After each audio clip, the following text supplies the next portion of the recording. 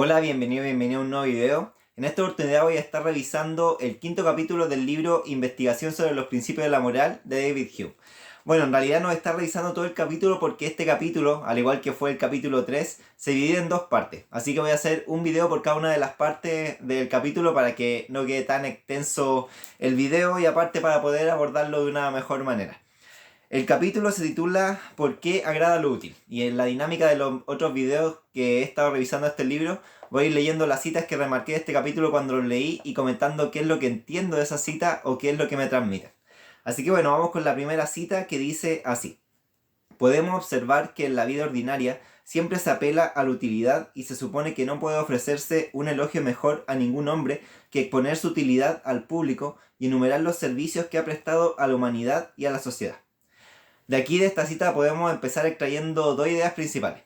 Una, que aquí David Hume recalca que en la vida ordinaria nosotros valoramos mucho la utilidad. Luego aquí mete el tema de la utilidad de las personas, de los hombres, pero también podríamos pensar en términos de utilidad de las cosas que usamos en nuestro día a día.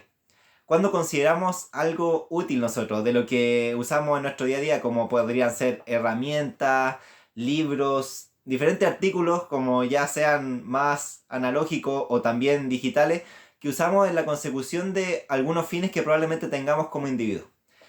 En base a los fines que tengamos nosotros como individuos van a haber ciertas cosas que nos van a resultar útiles y otras que no nos van a resultar útiles. Y creo que es normal que nosotros como seres humanos pongamos nuestra atención principalmente las cosas que consideramos útiles, ya sea porque tenemos esas cosas que consideramos útiles o porque estamos en busca de ellas. Pero pareciera ser al mismo tiempo que aquellas cosas que no nos son útiles, como que las dejamos de lado o no le prestamos tanta atención.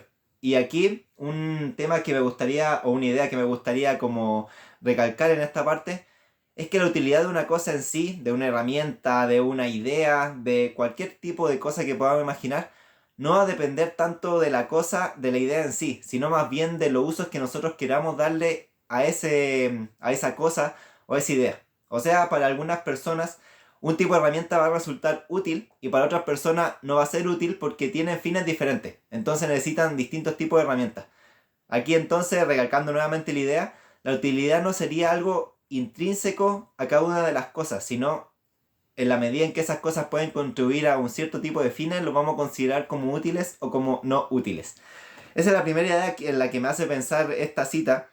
Y la segunda ya está en como que al hombre el mejor atributo o el mejor elogio que se le puede dar es que una persona útil. Aquí obviamente con hombre se refiere a hombre y mujer. Este libro fue escrito en otra época, así que todavía no está, por ejemplo, el tema de el supuesto lenguaje inclusivo, el mencionar a hombres y mujeres y todo ese tipo de cosas. Aquí se refiere a toda la humanidad, a todas las personas en sí. Y reflejar la utilidad de un hombre, sobre todo, por ejemplo, a los servicios que ha prestado la humanidad y la sociedad, es uno de los mejores elogios que según Hume se le puede hacer a una persona.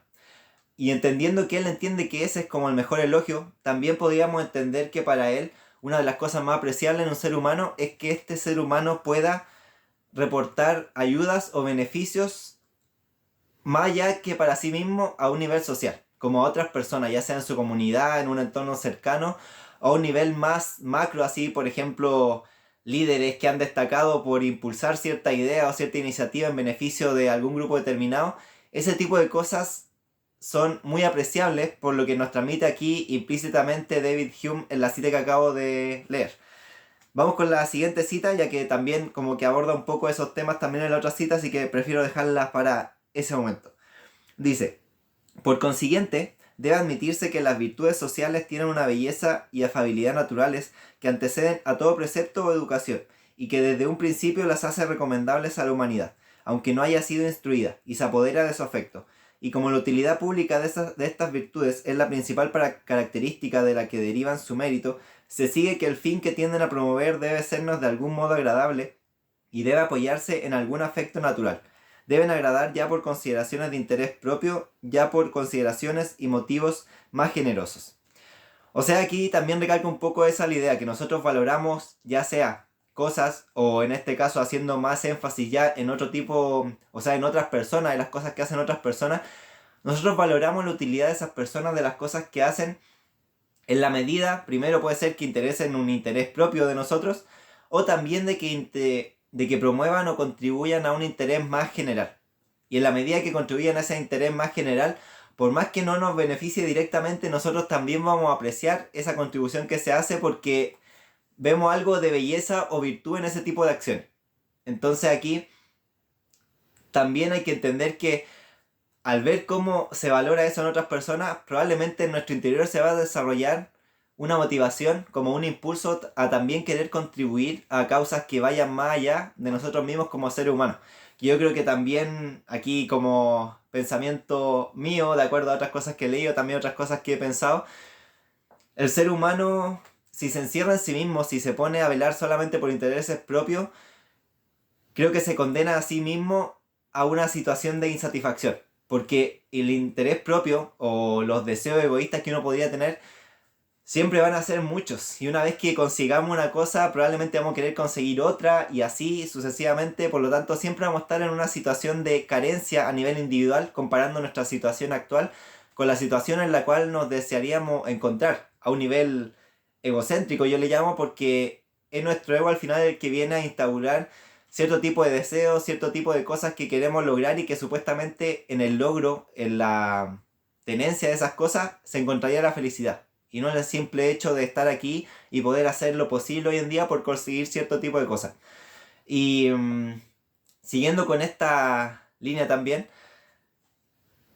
si uno no tiene un deseo que vaya más allá de uno mismo, como esos tipos de deseos egoístas que le llamo, de contribuir a algo mayor que uno mismo, como podría ser una causa religiosa, algún propósito mayor, alguna problemática social que se quiera resolver o algunas ideas que se quieran impulsar culturalmente en la sociedad, si uno carece de eso, como digo, y se basa solamente en la satisfacción personal, probablemente se vaya a encontrar en una situación de insatisfacción. Por el contrario, cuando uno pone el interés en cosas que van más allá de uno y contribuye a esas cosas así como de forma desinteresada, podríamos llamarle, creo que un camino mucho más fácil y mucho más, no sé si tanto más fácil vaya a ser el camino, sino que para mí esa es la forma de conseguir la felicidad y la satisfacción en la vida. Al menos así como lo veo a día de hoy, en contribuir a cosas que vayan más allá del interés personal. O sea, obviamente todos como ser humano vamos a tener intereses y cosas que queremos satisfacer y que en realidad es importante que busquemos satisfacer. Pero más allá de eso, si esos intereses personales no van a estar ligados como a un afán de contribuir a algo más o ven un poco más allá de sí mismo y nos encerramos en nosotros, como que nos apartamos de todos los otros seres humanos, para mí es una sensación de insatisfacción la que se va a generar. Y aquí podemos ver también cómo David Hume recalca que ese tipo de acciones que van a contribuir a un bien superior, como al tema de la sociedad, van a ser elogiadas y admiradas, y la utilidad de esas acciones, reflejar la utilidad de esas acciones, es como de los mejores elogios que se le pueden hacer a las personas, recalcando un poco la idea de la cita anterior.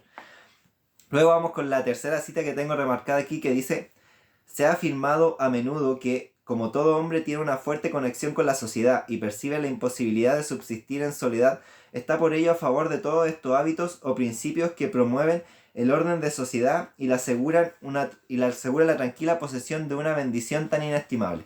Debemos aplaudir la práctica de la justicia y de la humanidad en la misma medida en que valoremos nuestra propia felicidad y bienestar, pues solo por ella se puede mantener la organización social y cosechar los hombres los frutos de la protección y la asistencia mutuas. O sea, aquí podemos profundizar un poco más todavía en el pensamiento que estaba hablando recién, de que no es solamente que el interés propio en sí nos vaya a... O sea, la búsqueda de solo el interés propio nos vaya a traer insatisfacción, sino que además la búsqueda de bienestar más allá, de contribuir a causas que vayan más allá de nosotros a un nivel de sociedad, van a repercutir también en la propia satisfacción. Y de hecho la consecución de nuestros propios fines o la búsqueda de conseguir fines o propósitos personales van a estar muy ligadas a las condiciones que se den en la sociedad. O sea, como ser humano nos va a interesar que el orden social o que las relaciones armoniosas se den, porque si no se dan de esa forma, incluso se van a dificultar más nuestros propios fines personales. O sea, no es como que o es el interés personal o es el interés más general, como más público, sino que ambos están ligados. Y para buscar la satisfacción de intereses personales entonces también debería ser importante buscar ciertos intereses públicos, porque ¿qué pasa si cada uno se pone a buscar solamente sus fines personales, así sin comunicarse con ninguna otra persona? Lo más probable es que ninguno de esos fines los pueda haber alcanzado, porque nosotros como ser humanos, en la consecución de las cosas que nos proponemos, necesitamos de otras personas, ya sea porque nos van a ofrecer productos o servicios que nosotros no somos capaces de generar por nuestras capacidades técnicas, o porque simplemente nos disponemos de todo el tiempo como para producir todo lo que nos gustaría. Y además vamos a necesitar de ciertas normas, ciertos acuerdos que existen entre las personas, de acuerdo a la forma en la que interaccionamos entre nosotros. O sea, en sociedad se establecen ciertas normas que deben ser cumplidas, porque si no, de hecho, van a haber castigos que la misma sociedad impone hacia aquellas personas que no vayan en pos del cumplimiento de esa normativa. Porque se entiende, tanto a nivel social como a nivel individual, que a nivel social sería como el conjunto de las concepciones que tienen los individuos dentro de la sociedad, que ese tipo de normativas, si bien en un inicio podrían considerarse como que privan cierta libertad, también al mismo tiempo es como que nos impulsan a poder lograr las cosas que queremos.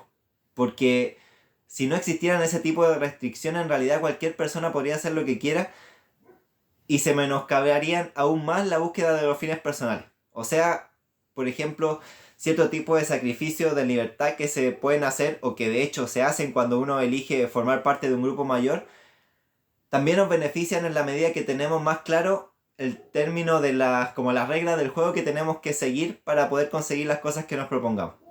Ojo, aquí hay que poner también cuidado con el tema del sacrificio de ciertas libertades. Para mí no es como que se puedan sacrificar cualquier libertad o que el sacrificio de libertades sea algo bueno por sí mismo. Hay que pensar aquí también que hay como que van a estar en relación a los fines que tengan las personas dentro de una sociedad y los fines que se acuerden entre las personas que forman esa sociedad que se van a querer buscar. O sea, moralmente deberíamos poner mucho ojo también con los sacrificios de las libertades que nos van a pedir autoridades políticas, gubernamentales, de repente. Porque hay posibles sacrificios de libertad que en realidad no se justifiquen y que en realidad vayan a beneficiar solamente a cierto tipo de grupos, ya sea como poderes económicos o poderes políticos en otros casos. Hay que poner mucho ojo con eso.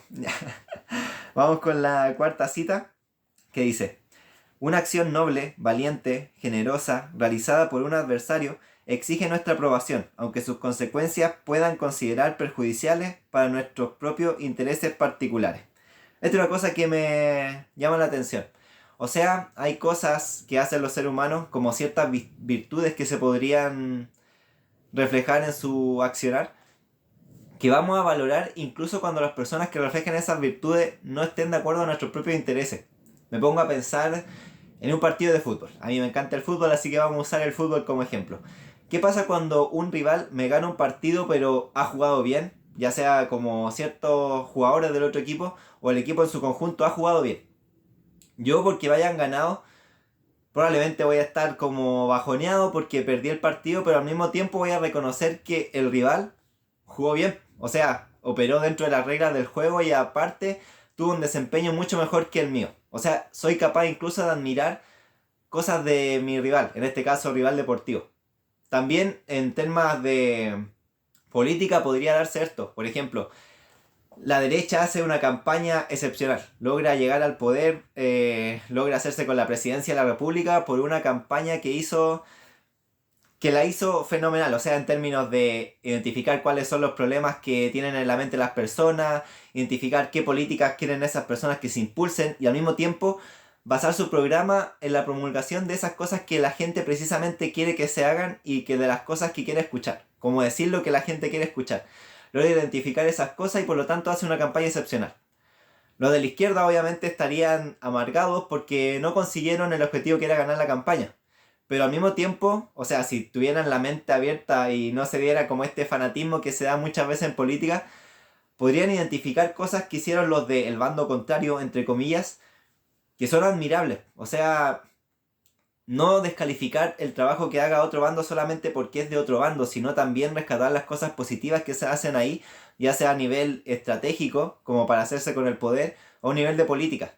Lo mismo en el caso del día a día, no solamente en las campañas políticas, podríamos pensar en el término cuando está un gobierno y cuando está la oposición. Cuando la oposición se dedica solamente a criticar todo lo que hace el gobierno, sin identificar aquellas cosas que en realidad pueden estar bien, creo que no vamos bien encaminados como sociedad. Que la política no está funcionando bien en ese sentido. Y esto entiendo que se da también porque muchas veces las personas que están en política al final tienen que repetir la versión o la idea que es impuesto desde su partido. O sea, todas las personas que pertenezcan a un partido es como que en apariciones públicas van a reflejar un pensamiento o un discurso similar, porque es un discurso que viene dictado desde arriba. Entonces es como que si se van en contra de ese discurso, al final pueden ver amenazadas sus propias posiciones en los cargos políticos. Pero aún así, o sea, en mi versión idealista, utópica, llamémosle, para mí debería ser normal que una persona pueda manifestar aprecio o admiración por cosas que están haciendo personas de otro partido político, de otro bando en este ámbito de la política. Esto no solamente es política, sino también, como digo, en ámbitos deportivos. Uno puede admirar a un rival por la destreza que mostró, por la habilidad o por la estrategia que usó para ganar un partido, aunque ese partido lo hayamos perdido nosotros.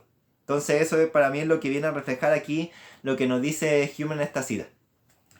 Y luego ya vamos a ir con la última cita que quiero tratar en este video, que dice: la utilidad es agradable y capta nuestra aprobación. Este es un asunto confirmado de hecho por la observación diaria. ¿Pero útil para qué? Pero el interés de alguien, seguramente. ¿Interés de quién, entonces? No nuestro solamente, porque nuestra aprobación con frecuencia se extiende más lejos. Debe por consiguiente ser el interés de esos a quienes sirve la persona o la acción que se aprueba. Y podemos concluir que, a pesar de que están muy alejados de nosotros, no nos son totalmente indiferentes. Este es un tema bastante interesante también, porque refleja el hecho de que como seres humanos valoramos las acciones que puedan beneficiar a otras personas porque vemos bondad o vemos virtud en ese tipo de acciones, por más que ese tipo de acciones no nos estén impactando a nosotros positivamente, de una forma directa, porque también, o sea, si lo valoramos esas cosas de manera positiva, indirectamente sí nos está generando un bienestar como a nivel interno, a un nivel alma, llamémosle, porque vemos que otros seres humanos están ayudando a otros seres humanos, vemos en eso algo bueno y por lo tanto a nosotros nos despierta cierto sentimiento agradable o placentero, satisfactorio en nuestro interior. Por lo tanto, las cosas que les pasan a otros seres humanos no nos son indiferentes. Y creo que esto es como algo que se da de forma común en la mayoría de las personas. Obviamente van a haber personas egoístas, egocéntricas, narcisistas que se van a preocupar solamente del propio bien. Y eso tampoco considero que sea algo malo por sí mismo, sino que es parte de la diversidad que se da entre los seres humanos. Pero creo que mayoritariamente nosotros cuando vemos una acción justa de un ser humano hacia otro ser humano, nos reporta cierto bienestar interno. Lo mismo cuando vemos que un ser humano hace un acto reprochable frente a otro ser humano o que nosotros consideramos reprochable, se va a generar un sentimiento negativo en nuestro interior. Y David Hume, al final, como a través de lo que dice, pareciera que nos quiere transmitir la idea de que entonces como seres humanos llevaríamos en nuestro interior algo común. Como que esa valoración de ciertas cosas morales no surgen de forma así como aleatoria, sino que pareciera que en el interior de los corazones de los seres humanos se comparte un sentimiento de admiración y valoración por virtudes que van en beneficio de la sociedad en su conjunto, o de la humanidad en su conjunto, de las personas que forman parte de unas comunidades. Eso para mí es lo que nos transmite David Hume a lo largo ya sea de este capítulo y de otras partes que he ido comentando en otros videos. Me parece una idea bonita, llamémosle, o a tener en cuenta. Que entonces no solamente nuestra felicidad va a estar mejor posibilitada si nos dedicamos como a poner atención a problemáticas que van más allá de nosotros mismos, sino que al mismo tiempo los seres humanos valoramos esas cosas como de una manera intrínseca. Es como que llevaríamos un código moral que se manifiesta en nuestros sentimientos, en los pensamientos que afloran respecto a la observancia de ciertos tipos de acciones o actos, cosas que hacen otras personas respecto a otros seres humanos. Es como que llevaríamos algo en nuestro interior que nos viene a decir a través de los sentimientos entonces que es unas cosas están bien y otras cosas que están mal. Unas cosas son admirables, otras cosas son reprochables. Y en base a eso también, a ese sentimiento común que habría en nuestro interior, también podríamos como apoyar la idea de que en realidad nosotros como ser humano nos interesa que el orden social se mantenga. Y para que ese orden social se mantenga, entonces tenemos que tener una relación cercana, armoniosa con otro ser humano y buscar de forma lo más amigable posible la solución de los conflictos que se vayan presentando.